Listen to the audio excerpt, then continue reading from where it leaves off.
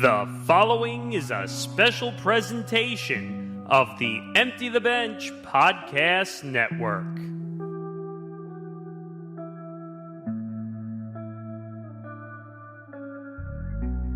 Welcome to Tough Enough, a recap and breakdown show from the MMA Outsiders, following every episode of The Ultimate Fighter Season 32. Team Grasso versus Team Shevchenko, presented by Playback.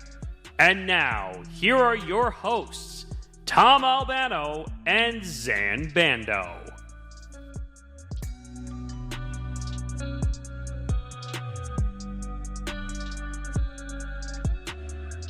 Hello, everybody, and welcome to another edition of Tough Enough. This is episode 3 on our look at the Ultimate Fighter Team Grasso versus Team Shevchenko. This is episode 3 of us diving into the aftermath. That's Zain Bando. I'm Tom Albano. As always, make sure to give this show a like. Make sure to hit that subscribe button so you get notified of everything here at the Empty the Bench Network, including every live stream of Tough Enough, every episode of the MMA Outsiders, and everything else that comes along with the network. Of course, this show not just going out on our YouTube home at youtube.com/ETB Network, which, by the way, we just passed 770 subscribers. So thank you all and help us continue that climb. But this is also going out on our social media pages on Facebook and X, as well as the Empty the Bench Podcast Network's Facebook and X pages as well. So if you're watching on those, make sure to hit the follow. Of course, this show being a live stream show to the social medias doesn't go up on the audio only platforms, but you can listen to the MMA Outsiders, our main show, wherever you get your podcasts, on Apple Podcasts, Spotify, Acast, so much more.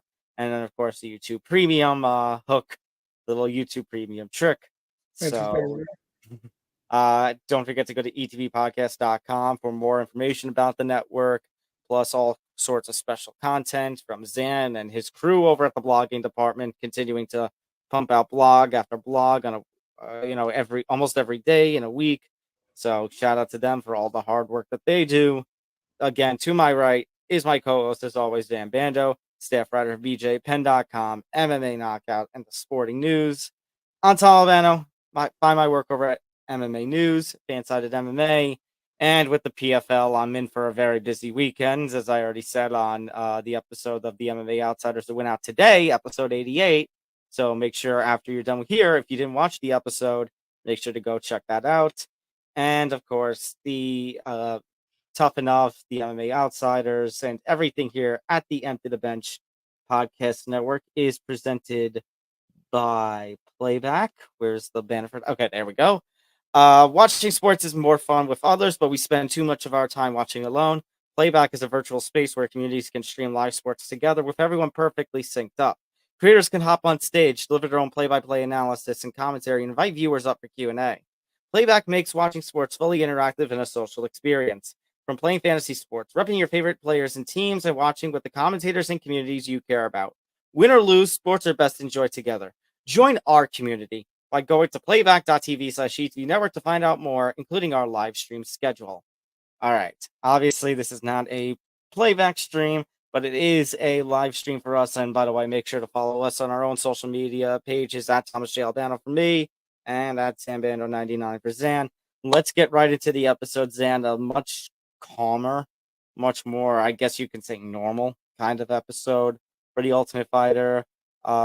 This is definitely along the lines of the typical kind of tough feel that we would feel, watching all the other seasons. Obviously, last season was a different kind of exception when Connor and Chandler were the coaches. But here, you had a couple of interesting prospects that were the center of the show. The fight didn't end up, the fight was a little disappointing that it fell in one side. But we'll talk about it in just a second. I think the biggest thing to come out of this show, though, was the very beginning when you saw Giannis Bachar struggling with just the idea that he got knocked out. He had never been knocked out in his professional MMA career. Obviously, tough fights are exhibition bouts, with the exception of bouts at the finale. But unfortunately for him, he was knocked out by Robert Valentin during their little makeshift not main event, but makeshift fight of last week's show after the whole fallout with Omron and Shandakan. So Giannis, that's picked up from right after the knockout, where Giannis comes back home. Robert is showing techniques to some of his teammates, and you hear a lot of cursing, I will believe and kill you and such. And I mean, Giannis, basically what he said was he respects Robert for doing what nobody had been done before, but he feels this sense of emptiness and hatred because his dream essentially got crushed.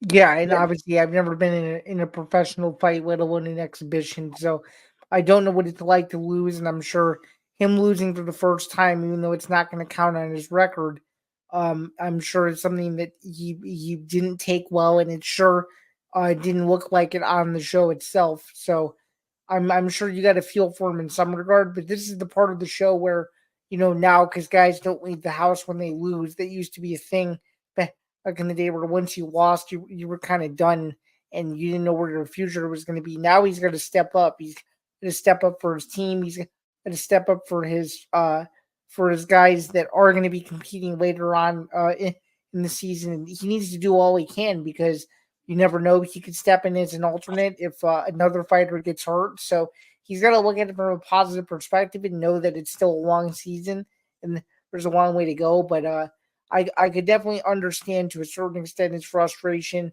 just considering that he probably thought he was going to win and it looked like he'd been training pretty hard. So we'll see where he goes from here. But it's still a very interesting feed and kind of an interesting way to start the episode as opposed to a celebration for Valent, and to go the opposite route and to look at the loser first was a little interesting. I don't mind the feel of that though, Zan, because I remember watching the very first Ultimate Fighter season, and what that season was about was basically well, not just the fighters themselves, but it was also kind of an introduction to the UFC for quite a lot of us. And you got to see Dana basically and the fighters explaining things that basically MMA newbies would have no idea and we're getting to learn. So here, I mean, it's kind of showing you the dark side. Yeah, it's always great celebration with a win, but there is always, as they say in the name of that one show on UFC Fight Pass, and the thrill of victory and the agony of defeat. And we got to see the agony there with Giannis. Do you like, because you mentioned it just now, Zane, do you like what they do that the fighters stick around rather than in the older seasons where the fighters ended up going home? I do. I mean, those are more pressure cooker seasons, but I feel like once the fighters leave the house, you forget about them. So now that the whole cast stays together, it's like, oh, when Giannis Bachar maybe gets mentioned to me in like a year or 2 years, I can always associate him, with Tough 32. Whereas if you would have told me, someone who got knocked out in season 7 or season 8, who never saw the light of day again, or even someone from the U.S. versus UK season in season 9, I would feel like, oh, do I need to go on Wikipedia and look that up? So knowing that, like in future years, that the fighters got to stay, I think it's good because some of the guys, as you know, who don't even win the show, but potentially end up having successful careers. So, I mean, Zan, when you were talking about Blink, and then you kind of forget on somebody like a Jason Thacker from season 1. right, right, exactly.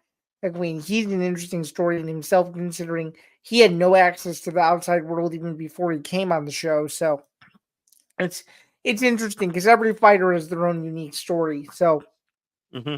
I just think in today's day and age, and this is a little off topic, but in today's day and age, to me, it's still crazy that this show even exists, considering that there is the potential for spoilers and stuff, and we even had an incident when it was that weird, I think it was that Australia season where it was like Aussies versus UK or something, and ended up leaking out results to other fighters in the UFC got wind of it and almost cut half of the cast, which would have been for a very weird end of the season. But the UFC decided to go against the grain and do that. So to me, it's interesting, going through all that pressure, but also not having access to the outside world and really not having many people to talk to. other than the people you're going to fight and your coaches, I'm sure it's a pretty daunting experience. So, Absolutely. And speaking of stories, I guess it's time to go right into, because that's basically what the show did, go right into the backstories. So obviously we have two interesting young prospects who competed this week, Zan. Khan Ofley from Team Grasso, Nathan Fletcher from Team Shevchenko. Khan is somebody I said I had my eye on, was one of my top 4 featherweights, and you got to see a little bit of his story here. His parents splitting up when he was 10, leading to some very poor upbringing. Unfortunately, he was very, I mean, he was very open about the idea that he had been abused. Relocated to Indonesia, and he seems to be doing much better for himself there. As Dana has mentioned, Khan is the featherweight champ, or at least was the featherweight champion, I believe, Hex fighting. yeah, that sounds right. And he actually is now training at a gym that his friends have set up in Indonesia called the Block. So he's doing very well for himself, and now this show presented a big opportunity for him to take it to the next level. Yeah, and even if you think about it, like think about this too. We're obviously going to get to the fight in a second, but I'm going to sort of hint at it. If he wins the season, you never know if the Block could become like the next training camp that nobody knows about that explodes. Was similar to a gym like Killcliff FC or the Black Zillions, where no one knew what either gym was, and then once they were put on a mainstream scale, everybody in the community knew that those two gyms brought. So it's very interesting, and it's rare you see a gym in Indonesia with UFC or high level type talent. Or it's just a country you don't initially think of. Outside of the United States, where you go, oh yeah, that's a super talent filled region with a lot of prospects. So it's good. It's good to get, and that's just the evolution of the sport, and it's cool to see Indonesia get represented in some way. So I mean, we have seen Indonesia become a pretty hot point. We've seen areas like Indonesia, Thailand become pretty hot points as of late. I mean, with the boom of one championship that took place several years ago, you got to see how that area, how Malaysia, all becoming a right. I sort of just meant more so from a UFC perspective, but yeah. globally, you've seen promotions like one and other promotions pop up, but to see a UFC centric story like this to me is very unique. That's true. And then on the other side, you had Nathan Fletcher, who was a very prominent talent with Cage Warriors prior to coming onto this TUF season. Valentina had been very open about Nathan she's describing him as amazing at just about everything, calling him a complete MMA fighter. They were talking about focusing on getting on the inside. Nathan grew up in Liverpool, like every other, young boy who gets into MMA from an early age, wants to become an MMA fighter. And he trains at the same gym where two very prominent Europeans now hitting up the UFC scene are at in to Paddy Pimblett and Molly McCann. Yeah, this was cool to see, and it's cool to see Paddy Pimblett in the video package say, when I'm doing interviews and people are asking me, who are the next up and coming fighters out of their gym, hearing him say, Nathan Fletcher is one of the first guys off the list is a pretty promising thing. And I think he has a lot of charisma about him. I think he has a lot of potential.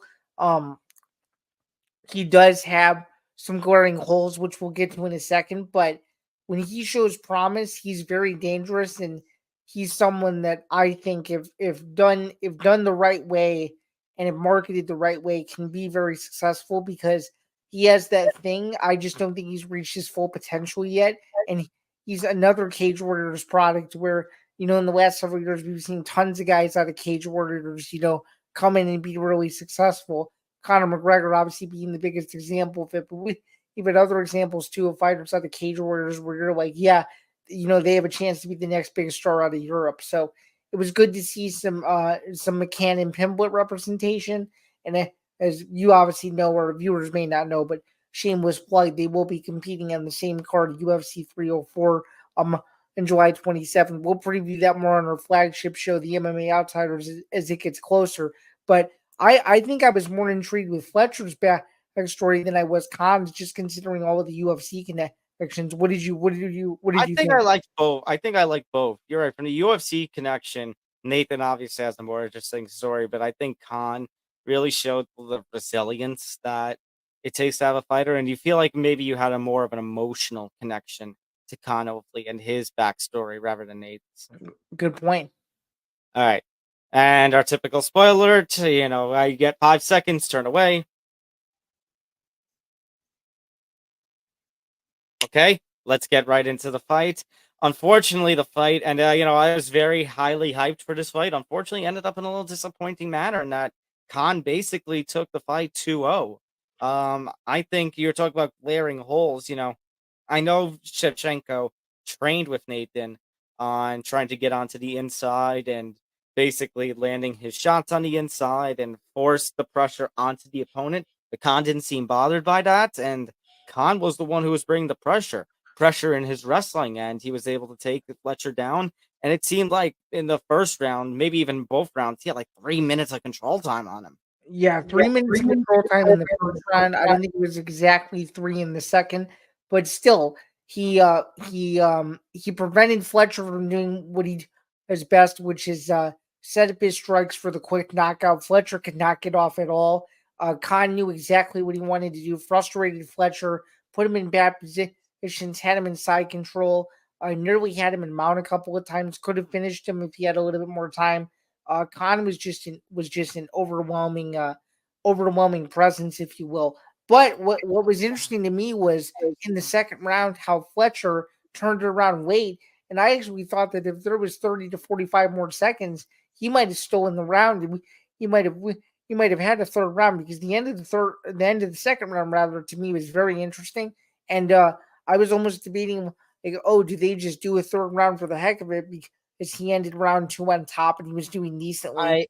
I was starting to feel the same way, and I'm in agreement with you. And I think, and even Valentina kind of noted afterward, the problem was, and we talked about the holes of Fletcher. He got started too late. He really did. Kind of was sleeping And, the first minute and of to each round. to be quite honest with you, and I'm not trying to dig Khan because Khan fought well, but I actually think, and you may agree, you may disagree. I don't think the better fighter won this fight. I think if these two rematched to get in with maybe a couple more weeks in advance, this fight could go very differently if these two end up fighting again at some point down the road.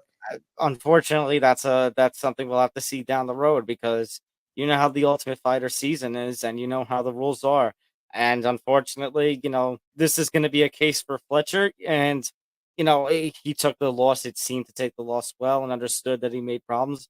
Unfortunately, this was a case of coulda, woulda, shoulda, No, and man, no. unfortunately, he didn't. No, So, no, I know. It was more so just the overarching point that I think there were a lot of learning lessons to take away, and there's no way that Fletcher won't improve from this, because I think he will. oh, I absolutely agree, and I really like Nathan and what I've seen from him in terms of personality and what he's shown in terms of his performance. In training, and in this fight, it's just a little disappointing that this fight played out as it did. Oh, for sure. But at the very least, still, at least we saw a very interesting last 30 seconds of the fight where we really didn't know how the fight What was was going going to to happen? turn. Yeah, And you also know, you probably saw this too, but Fletcher started to put his combinations together late, which is very good to see. absolutely. All right. So now next week, we get some unfinished business. This was supposed to be the fight that happened last week. This was supposed to be the first middleweight fight. But then we had some issues with the cold sore on Amran. I mean, second straight tough season where we had a cold sore prevent a fight and delay a fight. And now here we are. It's going to be Omran Shaban taking on Shamdekhan Magomedov. Team Grasso's up 2-1. Now they're going to go for a 3-1 here. Zain, I mean, we surely are not going to have the kind of drama that we did with Tim or Trevor about trying to, do a catch weight or anything like that, and one coach not showing up at the negotiation. No, I don't think so. I think Grasso and Shevchenko are two totally different fighters, and I could be wrong. I could be very wrong about this. It doesn't seem like these two coaches have a ton of bad blood. I think they mutually do respect what each other brings to the table, and Yeah, keep in mind they've had what 9 combined rounds together, so they know each other. They know each other pretty well. So I think when it comes to this coaching thing, they realize, oh, I have my guys, and Valentina has hers, and vice versa. So no, I don't think we're going to get any of that. I think they're probably just happy that the fight's going to happen. I do think though that Amran is just a little bit per season. To me, Shevchenko is going to have to tie this up at some point, and no better time to do it than next week. So I actually think that Valentina evens things to a piece, and I think that Magomedov does just enough. And I actually do think that this fight is a chance to go to a third round. It's because both of these two are super seasoned, or almost kind of mirror images of each other when it comes to their styles. And I think I'm more interested in the build up to the fight than I am the fight itself, because both of their backstories from episode 1 seemed very interesting. So I'm excited to see how this goes. Yeah, for sure. I mean, you did see what we talked about last week, Zain, at the very start of episode 2. You got to see the two of them basically praying together and bonding by faith. Unfortunately for them, they're gonna be bonding by blood in a completely other light next week. You better believe that if there isn't a prayer in the octagon when this fight's over, I'm going to be very, very surprised. That's for sure. And I do agree with you, by the way. My prediction is also going to be Shevchenko evens things back up. I think I believe Shamdakan was also one of my top threes. We were going over the middleweight division, so I think Shamdakan is going to be, overwhelming with his pressure and might be too much for Omran to handle. Okay, very interesting. Do you think that things start to get heated in episode 5 and episode 6, or are we going to be waiting a little while longer until things reach a boiling point? I think 5 or 6 at some point. I think we're gonna have another week or two of calm episodes, and then we'll hit something that gets interesting. Okay, he's not sounds good to me, but I would agree so far that this was the most lackluster episode of the season at the moment. So let's hope that episodes 4 through 11 are going to be a little bit better, because I don't think I can sit through another season where nothing fully happens. So I'm just happy that the both coaches have a win so far, and it's not going to be a near sweep like the last 2 seasons have been. Yeah, that's for sure, and you can tell, and I'm sure you've noticed this too. But at least I can tell that they're more focused on their teams and less focused on the fight. And with Esther, I thought it was the exact opposite. And of course, we don't even know when that said fight is going to happen. So it's pretty weird, isn't it? Well, we determined that last season was just the Conor McGregor star season. It wasn't anything about anybody else. It was just about him. Right, exactly. All right. That's going to do it for this edition of Tough Enough, the Ultimate Fighter, Team Grasso versus Team Shevchenko Aftermath. Make sure you hit that like button. If you are watching on YouTube, hit the subscribe button, hit the notification bell so you get notified of everything here at the Under the Bench Network, every episode of Tough Enough, every live stream that we do, every episode of the MMA Outsiders, and so much more. If you're watching on our social media platforms, make sure you hit the follow button. Make sure to follow us across social media on Facebook, X, and Instagram at MMA Outsiders ETB, and do the same for the network, Facebook, X, Instagram, and TikTok at ETB Network. Again, youtube.com/ETB Network, or of course, if we're talking about the flagship show, the MMA Outsiders, listen to that wherever you get your podcasts. To my right, as always, is Zain Bando, staff writer for BJPen.com, MMA Knockout, and The Sporting News.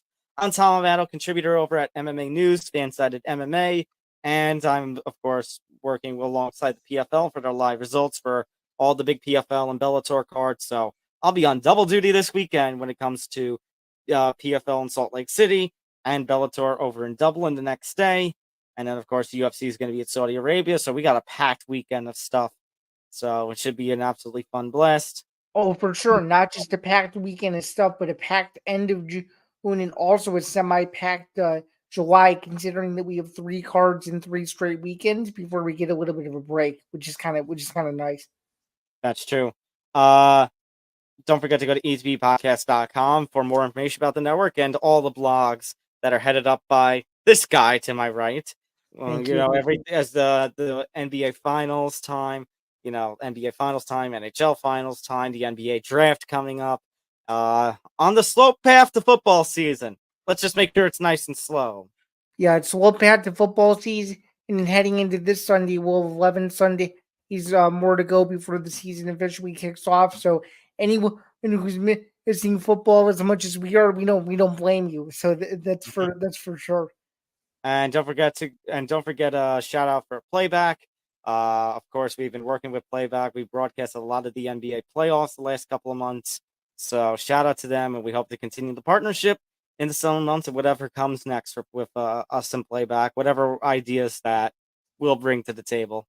For sure. I'm very much looking forward to how the remainder of the partnership shakes up. But anyway, that's going to do it for another edition of Tough Enough. Obviously, again, this has been the Ultimate Fighter Team Grasso versus Team Shevchenko Aftermath.